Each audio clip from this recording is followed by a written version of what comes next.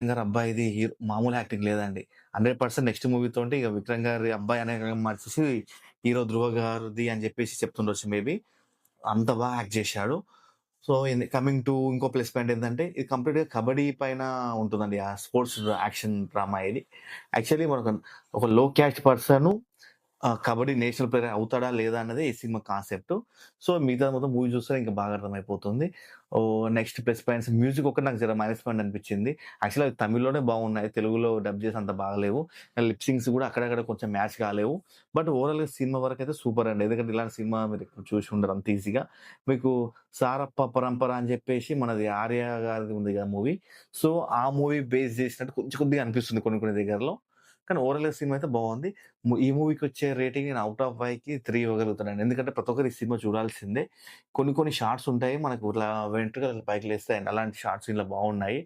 Acting మాత్రం అయితే దండం స్వామి. మామూలు యాక్టింగ్ కాదు. మీ బాబుని మించిన యాక్టింగ్ ఉంది మీ దగ్గర.